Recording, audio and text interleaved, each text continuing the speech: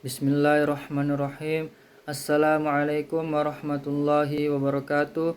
Perkenalkan, nama saya Ahmad Rizal Zainal, NIM 105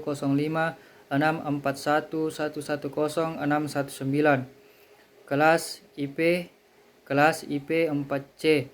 Baik, pada kesempatan kali ini saya akan mempresentasikan materi kelompok saya, yaitu kelompok 5 dengan tema kerjasama regional dan tantangan ASEAN ke depan. Baik, langsung saja.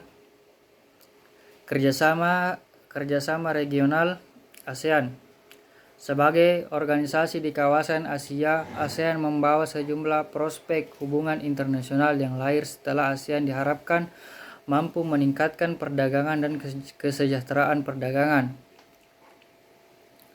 Secara lebih rinci, peningkatan perdagangan dan kesejahteraan tersebut dapat dipaparkan sebagai berikut. Asia Timur dikenal sebagai negara yang kompetitif di bidang pembangunan, teknologi, keuntungan komparatif advantage, dan segala perdagangan. Perdagangan ekspor yang dilakukan Asia Timur terhadap pasar ASEAN mampu berkontribusi pada pertumbuhan kawasan ASEAN, mengingat pertumbuhannya sangat bergantung pada bidang-bidang yang telah disebutkan. Sementara dalam perspektif Asia Timur, pasar ekspor yang besar dan bagus dapat menjadi suatu jaminan perlindungan dari ancaman ketidakstabilan pendapatan ekspor atau politik dan sosial di kawasan. Bentuk-bentuk hubungan regional. Menjelang berakhirnya Perang Dingin, regionalisme mulai mengalami perkembangan, tepatnya pada kisaran tahun 1980-an.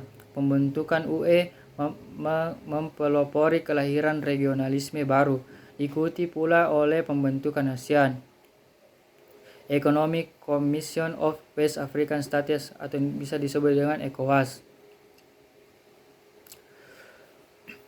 Beberapa perbedaan yang dapat diidentifikasi antara regionalisme baru dan klasik adalah sifatnya yang multidimensional dan kompleks, melibatkan aktor negara dan non-negara, dan dapat berbentuk jaringan informal.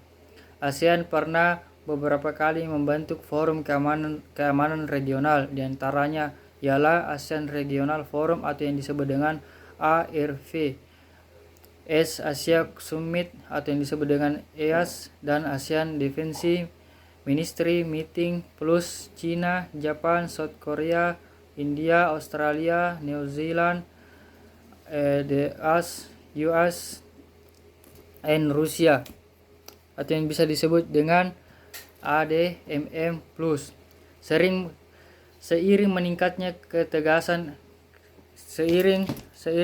meningkatnya ketegasan RRT, sehubung klaim teritorial di Laut Tiongkok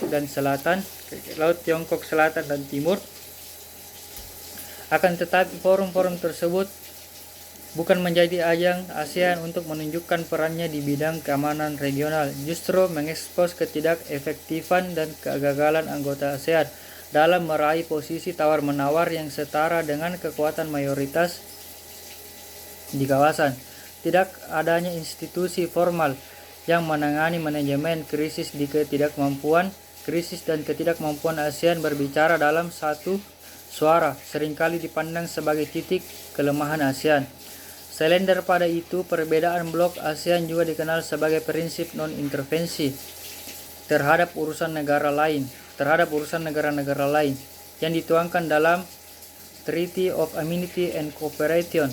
Prinsip tersebut yang membuat negara-negara anggota ASEAN, meski telah disatukan dalam suatu wadah kerjasama yang regional, tetapi selalu memiliki sikap politik yang sangat berbeda antara satu dengan yang lainnya.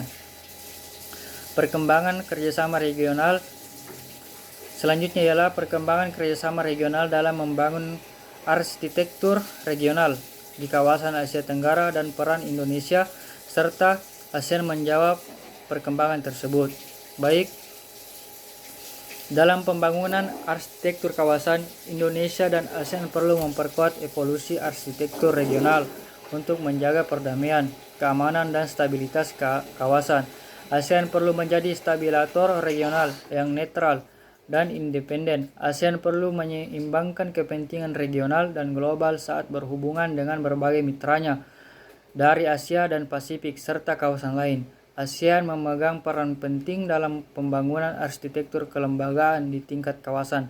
Negara-negara anggota ASEAN dan negara mitra ASEAN menyadari peran penting ASEAN dalam membantu penciptaan kelembagaan dan proses yang memberikan ruang bagi negara-negara anggotanya dan di kawasan ASEAN untuk menangani masalah secara damai. Selanjutnya ialah tantangan ASEAN saat ini dan di masa depan, serta peran Indonesia dan ASEAN dalam menghadapi tantangan tersebut. ASEAN juga pernah menghadapi berbagai tantangan saat ini dan ke depan, yaitu ASEAN perlu menjadi stabilator. ASEAN juga menghadapi berbagai tantangan saat ini dan ke depan.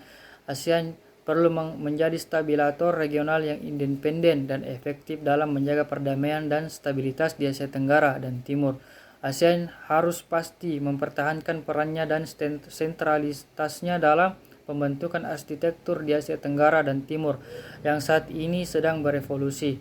Negara-negara ASEAN perlu menaruh perhatian kepada berbagai efek sosial krisis politik dan ekonomi di tingkat regional, bisa meningkatkan nasionalisme di masing-masing negara ASEAN, pelambatan ekonomi global, dan perlu meningkatkan institusional dialog antar negara-negara ASEAN.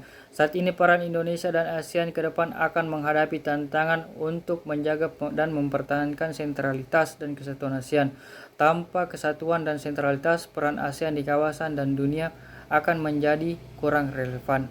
Mungkin itu saja yang dapat saya paparkan dari materi kelompok saya, itu kelompok 5. Mungkin kurang dan lebihnya mohon dimaafkan. Nun wal qalami wa ma yusrun. Assalamualaikum warahmatullahi wabarakatuh.